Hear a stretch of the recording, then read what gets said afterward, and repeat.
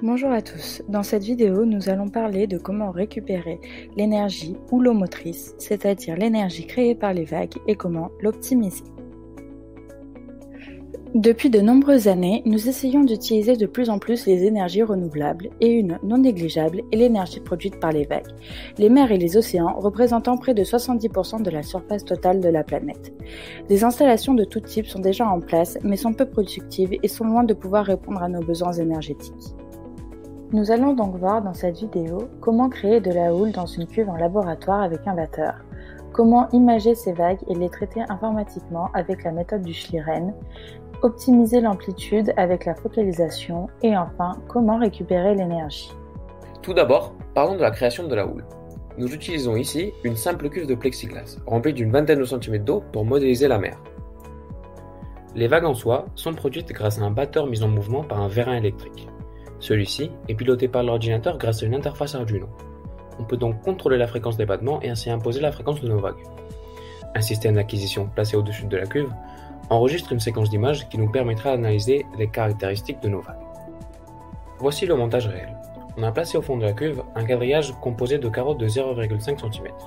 Ces dimensions sont inférieures à la longueur d'onde des vagues que l'on veut produire. On voit bien la déformation du quadrillage due à la propagation des vagues, et c'est cette déformation que nous allons exploiter par la suite.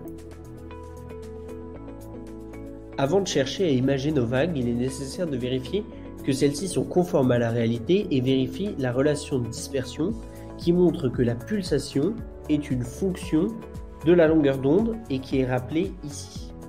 Pour vérifier cette relation, on impose différentes fréquences au batteur et pour chacune de ces fréquences, on réalise une séquence d'images à partir desquelles on peut repérer la longueur d'onde. Cela nous donne une courbe expérimentale en jaune que l'on peut comparer à une courbe théorique en bleu. On constate alors qu'on produit bien des ondes qui sont des vagues sur un certain domaine de fréquence. Après avoir vu comment on pouvait créer des vagues en laboratoire, nous allons maintenant passer à la méthode de traitement des images et à la méthode de Schlieren en particulier, pour trouver le champ des hauteurs. Le principe de la méthode de Schlieren repose sur la déformation du quadrillage. L'interface entre l'air et l'eau d'indice optique différents est assimilée à un dioptre. Les rayons lumineux vont être réfractés. S'il n'y a pas de vague, il s'agit d'un dioptre blanc, le quadrillage n'est pas déformé. À partir du moment où la surface est en mouvement, le dioptre n'est plus blanc et il y aura déformation.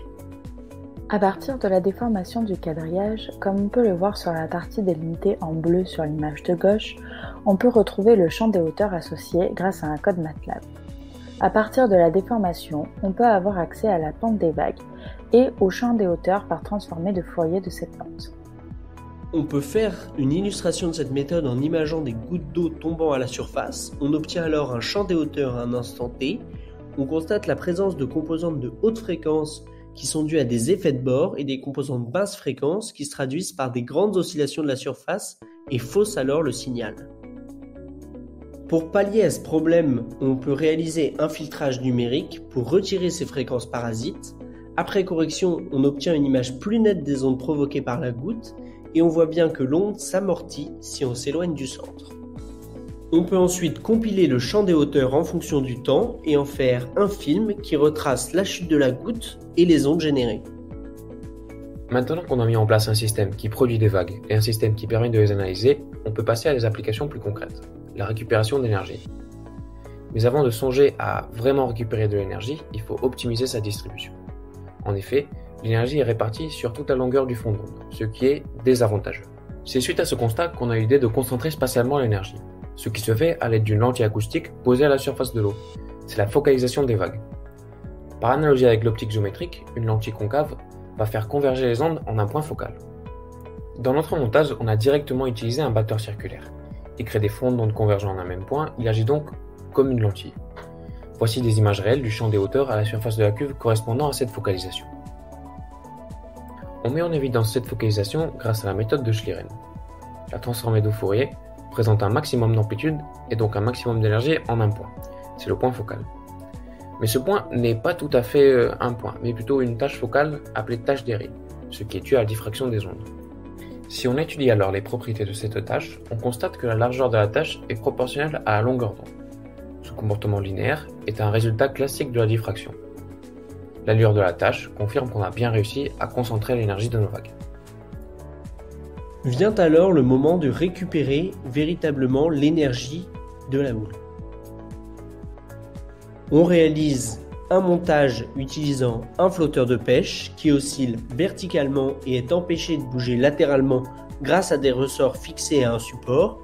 Ce flotteur est relié à un aimant qui, via une poulie, vient osciller dans une bobine et génère ainsi un signal électrique. On peut voir dans notre montage ici les oscillations de l'aimant dans la bobine. Et ici, on a l'obtention d'un signal sinusoïdal dont la fréquence est la même que celle des vagues. Une fois exportée à partir de l'oscilloscope, la tension aux bandes de la bobine, en bleu, est filtrée afin de supprimer les composantes de basse fréquence et permet au signal d'être en accord avec la fréquence d'excitation. Après avoir récupéré ce signal, on peut calculer le rendement qui vaut la puissance électrique divisée par la puissance des vagues, en prenant pour puissance électrique la tension efficace au carré divisée par la résistance de la bobine, et en prenant pour puissance des vagues la formule donnée ci-dessous, où h est l'amplitude des vagues. On peut ensuite tracer le rendement en fonction de la fréquence du batteur et en fonction de la hauteur de l'eau. En regardant les graphes, on constate que le rendement reste faible, mais qu'on peut atteindre un rendement de 10% avec une profondeur optimale et une fréquence optimale, une fréquence propre de l'AQ. Pour le graphe, en fonction de la hauteur, on s'est placé à cette fréquence propre. On ne peut pas en déduire de là parce que le batteur marchait mal car soit trop immergé, soit pas assez. Cependant, on a bien vu que le rendement est quand même très faible et que notre meilleur cas n'est pas valable en milieu naturel. On estime en effet que nos pertes sont principalement dues au frottement sur la poulie et que le flotteur n'est pas totalement libre de se déplacer verticalement à cause de la force de rappel des ressorts. Il reste donc du travail à faire pour réellement optimiser la récupération d'énergie des vagues.